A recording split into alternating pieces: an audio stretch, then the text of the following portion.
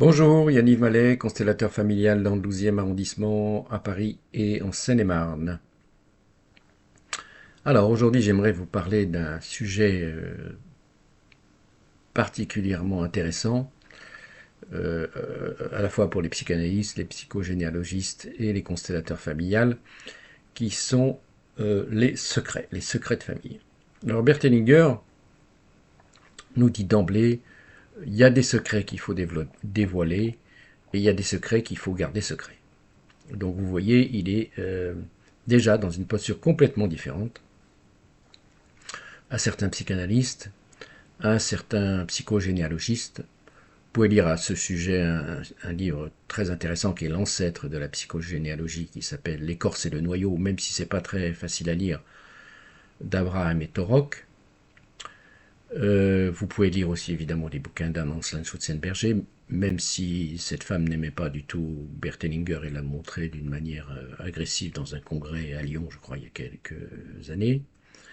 Et il y a aussi évidemment tous les bouquins de Bruno Clavier, qui a beaucoup travaillé avec les enfants autistes et les parents des enfants autistes, et qui montre un travail impressionnant de dévoilement de secrets sur des générations.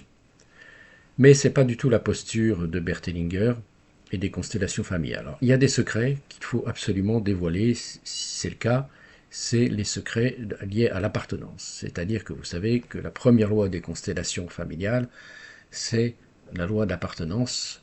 Donc toute personne qui a appartenu au système, ne serait-ce que quelques secondes ou quelques jours ou quelques mois, appartient au système familial. Donc c'est important de réintroduire tous les exclus, comme dit Bert Hellinger. De réintroduire tous ceux qui ont été oubliés, tous ceux qui ont été mis de côté, ou tous ceux dont on n'a pas voulu parler. Alors beaucoup, ce sont des avortements, des fausses couches, des enfants d'un autre lit, des femmes ou des hommes qui ont été mis de côté à cause de la bonne conscience familiale qui les a exclus au nom de cette bonne conscience. Toutes ces personnes dont on ne veut pas parler, soit parce que ça fait trop de chagrin, des deuils aussi qui n'ont pas pu être faits, soit parce que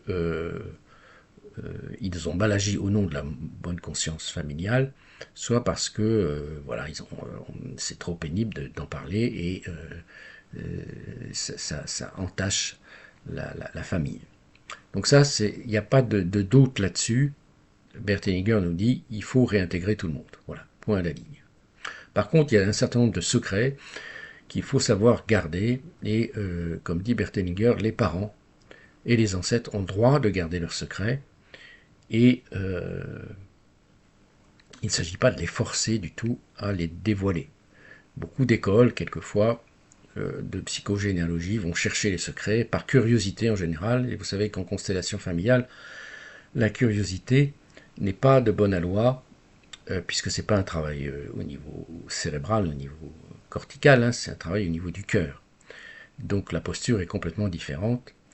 Et donc toute curiosité, dans ce cas-là, éloigne l'âme. Et en général, le secret cherche à se défendre. Donc ça nécessite beaucoup, beaucoup de travail et d'énergie sur de nombreuses années, il faut le savoir. Donc moi j'avais un maître en sophrologie qui me disait, ce genre de poisson ne navigue jamais seul en eau trouble. Ça veut dire une fois que vous avez découvert un secret, vous en redécouvrirez un autre, quelquefois encore pire. Donc voilà, il faut le savoir. Alors qu'en constellation familiale, c'est pas du tout la même posture. On a des outils, des rituels qui nous permettent de laisser le secret là où il est, sans ne plus en être impacté. Parce que quelqu'un qui dévoile un secret dans une famille, il y a deux postures, au moins deux. Au moins deux résultats, c'est que d'une part, il risque de s'effondrer psychologiquement parce qu'il n'est pas prêt, il n'a pas la structure suffisamment forte pour intégrer le secret. Donc moi, j'ai eu de nombreux... J'ai pratiqué 40 ans la médecine et j'ai dû arrêter de nombreux clientes ou clientes qui avaient forcé un peu le secret par des psychédéliques ou par des techniques régressives respiratoires ou autres. Et j'ai dû les arrêter quelquefois de nombreuses semaines parce qu'elles étaient incapables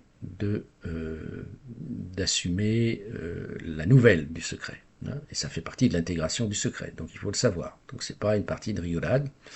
Et la deuxième chose, c'est que celui qui dévoile le secret risque de se prendre pour le sauveur de la famille. Or, c'est pas du tout comme ça que ça va se passer. Il va se trouver en résistance par rapport à la bonne conscience de la famille, et certains vont pas du tout vouloir savoir de quoi il s'agit. Et donc, ça, il va diviser le secret, il va diviser la famille. Et donc, dans ce cas-là, il va falloir qu'il assume. Hein. Et il va tomber aussi de sa chaise parce que, contrairement à ce qu'il avait cru, tout le monde n'est pas prêt à recevoir ce secret, et tout le monde n'est pas prêt à l'entendre. Et donc, dans ce cas-là, il va diviser la famille, donc il va falloir assumer ça aussi. Et en plus, si vous voulez, s'il se prend pour le sauveur de la famille, il a une forme d'arrogance et de prétention dont on sait bien qu'en constellation familiale, ce n'est pas de bonne aloi, et ce n'est pas un bon signe de bonne santé pour l'avenir, ni pour sa descendance, parce qu'il se prend pour... Il n'est pas à sa place. Hein, donc il va y avoir aussi une culpabilité qui fait que ce petit qui se prend pour un grand et un sauveur va se culpabiliser d'avoir pris une posture qui est arrogante. Donc, et donc dans ce cas-là, il y a une culpabilité qui va le faire, une culpabilité inconsciente, hein, ça ne dépend pas de lui, hein, c'est comme ça, les systèmes familiaux fonctionnent comme ça. Si vous voulez plus de, de renseignements là-dessus, regardez mes précédentes vidéos ou lisez Bert Hellinger. Hein. Toute personne qui n'est pas à sa place et qui se prend pour un grand alors que c'est un petit finira par se punir. C'est comme ça. Donc voilà, c'est les deux risques principaux. Donc vous voyez que c'est pas une partie de rigolade et que il faut rester très prudent par rapport à ça. Évidemment, toutes les demandes de réparation, de justice, là aussi, il faut être très méfiant. Quand j'accompagnais les gens en psychanalyse, je faisais très attention à ça, de rester aussi à ma place, à ma dernière place, et à ne pas juger les parents et les ancêtres de mes clients. C'était fondamental parce que bon, chacun est libre de, ce qu'il a, de faire ce qu'il a envie de faire. De toute manière, c'est pas le thérapeute qui va payer les conséquences des actes du client. Hein. Encore que, peut-être un petit peu, mais c'est d'abord le client. Donc le client, s'il a envie de demander réparation, s'il a envie de dévoiler ça à tout le monde, c'est son droit. Mais moi, c'est des choses auxquelles je ne poussais pas, parce que je sais que c'est un peu comme la catharsis. Hein, ça peut paraître, la catharsis, c'est la crise émotionnelle.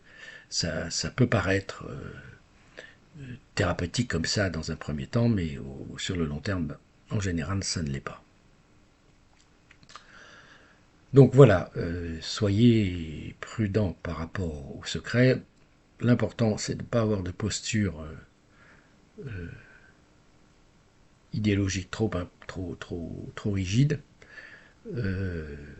En constellation familiale, en tout cas de groupe, ça se voit très bien, hein, si on doit dévoiler un secret ou non. Bon, je ne peux pas vous dire comment, mais enfin, en tout cas, c'est toujours une question déjà que je pose aux clients. Est-ce que c'est d'accord pour continuer, pour regarder ce qu'il y a derrière ce secret? Mais il y a des fois, le système n'est pas prêt, hein, ou le client n'est pas prêt, et donc il faut attendre. Hein. Moi, comme ça, dans ma famille, j'ai un secret qui m'est apparu il y a 10-15 ans, alors que je n'en savais rien. Ben voilà, c'était le moment, c'était le moment. Bon, ben écoutez, je crois que j'ai à peu près fait le tour. Je vous mettrai toutes les coordonnées de ces bouquins de Torok en partie, et Abraham et de Bruno Clavier aussi, qui est assez intéressant. Mais c'est pas du tout les mêmes postures qu'en constellation famille. Hein. Tous ces gens-là vous veulent absolument chercher le secret, le dévoiler, je dirais même sont à la chasse au secret, on dirait. C'est pas du tout la posture des constellations familiales. Parce que nous avons des rituels, hein, aussi, de laisser les secrets des parents aux parents ou aux ancêtres. Et moi, en tant que parent, si j'ai pas envie de dévoiler un certain nombre de secrets à mes enfants, c'est aussi tout à fait mon droit. Je dirais le seul droit qu'ont les enfants, c'est peut-être le secret de leurs origines. Hein. J'avais une cliente comme ça qui ne voulait pas du tout dévoiler que son père n'était pas son père. bon, après, elle prétextait que si elle le révélait maintenant, elle allait évidemment perdre la bonne image qu'elle avait de sa fille. Mais je pense que le jour où ça arrivera, ce sera encore pire. Mais bon, moi je pense que c'est le seul droit qu'ont les enfants, c'est de savoir comment ils ont été faits. C'est important aussi de le savoir, par exemple, aussi dans les grossesses par GPA. Dites à vos enfants comment ils ont été faits. Par exemple, j'avais un client dont qui avait eu des enfants d'ovules donnés parce que sa propre femme ne pouvait pas avoir d'enfants. Donc ça aussi c'est très important de dire à ces enfants que ces enfants-là qui sont nés par GPA, de dire d'où ils viennent. Hein.